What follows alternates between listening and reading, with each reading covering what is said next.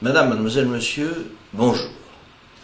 La crise financière et la crise bancaire qui actuellement sont en train de mettre en péril l'ensemble du dispositif mondial en la matière et qui va évidemment retentir sur l'économie de l'ensemble des pays de la planète est évidemment un séisme de très grande ampleur, mais on aurait tort de rechercher ses causes dans le marché.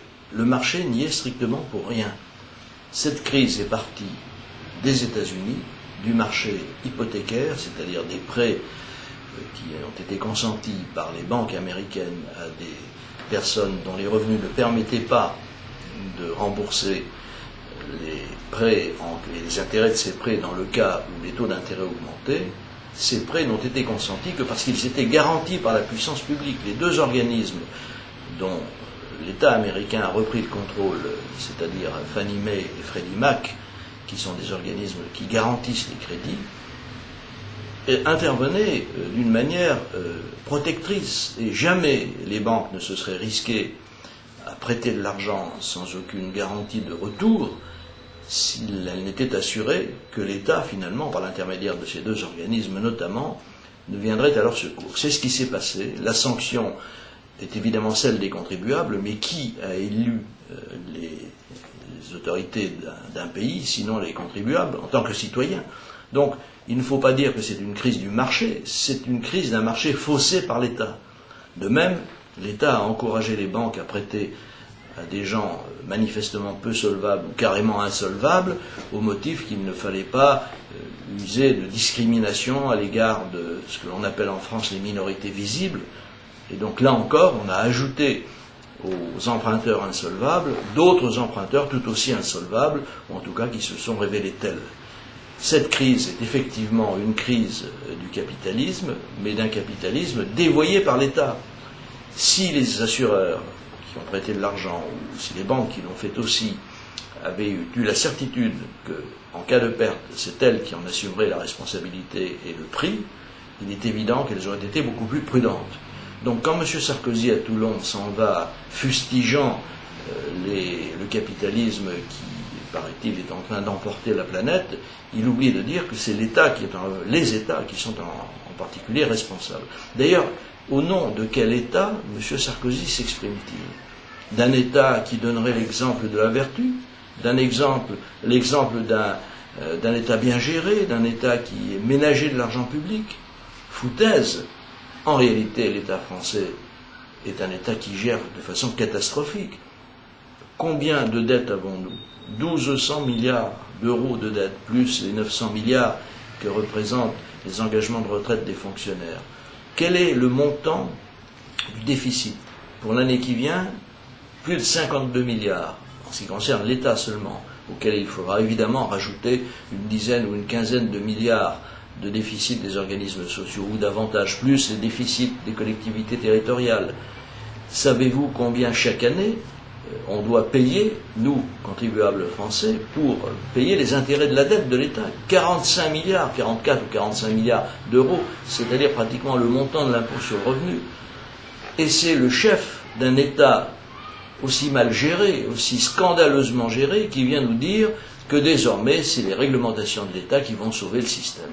Mais c'est une véritable folie. En réalité, ce qu'il faudrait, c'est laisser faire au marché ce qu'il est capable de faire, c'est-à-dire des affaires. Et pour cela, il faut d'une part que les règles soient bien connues, et de ce point de vue-là, on doit avoir des règles, c'est évident. Le libéralisme n'a jamais prétendu fonctionner sans règles. Encore faut-il que ces règles puissent être mises en œuvre, qu'il y ait d'abord une sécurité juridique. Dans un État comme la France, où chaque année, on vote de nouvelles règles, où on prend par décret ou par ordonnance des règles nouvelles qui modifient les règles précédentes. Comment voulez-vous que l'entrepreneur puisse prendre une initiative quelconque s'il ne sait pas à quelle sauce il sera mangé? De même, lorsque l'État prélève de façon systématique de l'argent et toujours plus d'argent, il rompt le lien de confiance. Regardez cette affaire du RSA, le revenu de solidarité active. Il a fallu prélever 1,5 milliard d'euros sur l'épargne des Français pour le financer. Passons sur le caractère absolument invraisemblable de ce dispositif qui est simplement destiné à donner de l'argent à des gens qui n'ont pas intérêt à travailler parce qu'ils en touchent déjà trop sans rien faire. Dans une circonstance pareille, la règle aurait voulu qu'on leur donne moins d'argent pour qu'ils soient incités à travailler. Ce serait le plus élémentaire. Mais ça, on ne l'a pas fait. Donc, il a fallu que les énarques qui nous gouvernent aillent puiser 1,5 milliard d'euros dans l'épargne des Français pour pouvoir financer leur dispositif. Seulement, quand on les met en face de leurs responsabilités, on peut leur dire, mais enfin, messieurs, les brillants gouvernants de ce pays, vous prélevez chaque année 1 000 milliards d'euros. C'est le montant des dépenses publiques. Et vous n'êtes pas capable d'économiser 1,5 milliard d'euros pour financer vos folies. Enfin, soyons sérieux. Des gens comme ça ne sont pas dignes de gouverner. Alors quand M. Sarkozy, à Toulon, dans un discours qu'il a prononcé devant des personnes venues tout spécialement à cet effet, il ne se serait pas risqué à le prononcer devant le peuple réuni, car naturellement il aurait risqué de se heurter à des sifflets, voire à pire.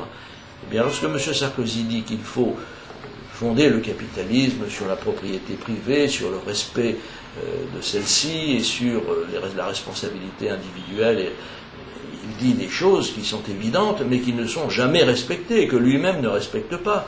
Car enfin, dans un pays qui a 54% de dépenses publiques et 45 ou 44 ou 45% de prélèvements obligatoires, que reste-t-il aux citoyens qui entreprend? Rien du tout. Dans un pays où l'administration passe son temps à mettre des bâtons dans les roues aux entrepreneurs, comment voulez-vous que la propriété privée puisse se développer? Comment voulez-vous, quand les impôts et les charges sont ce qu'ils sont, qu'une PME puisse croître, embellir et créer des emplois? Ce n'est pas possible.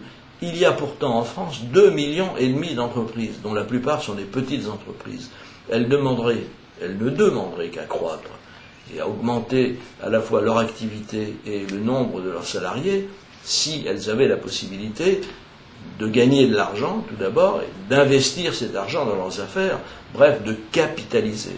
Or, si M. Sarkozy a bien dit que le capitalisme c'était ça, il n'a pas même commencé à imaginer qu'on pourrait prendre ce genre de disposition en France.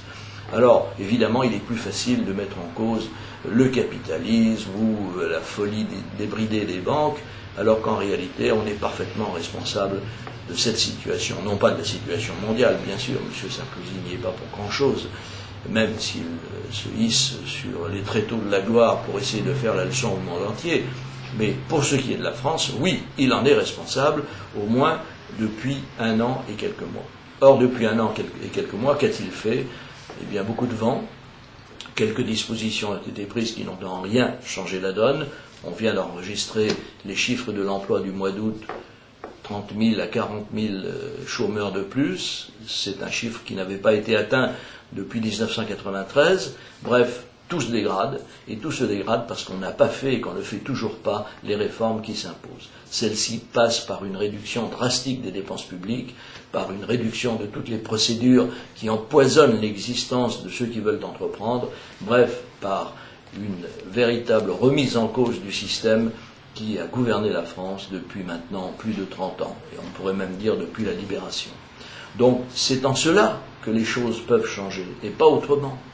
Si demain un nouveau pouvoir, car seul un nouveau pouvoir aura la capacité de faire cela, s'établit en France, et il s'établira sur les ruines du système actuel, il n'y a plus d'autre solution, puisque ce système s'avère irréformable, eh bien ce nouveau pouvoir aura pour mission immédiate de mettre un terme à la folle dérive, non pas du capitalisme, non pas du libéralisme, et à la folle dérive de l'État. C'est l'État qui est responsable du mal français, et comme le disait le président Reagan aux États-Unis, l'État n'est pas la solution, l'État c'est le problème. Voilà la conclusion à laquelle les événements d'aujourd'hui m'amènent. Je pense que nous aurons certainement l'occasion d'en reparler.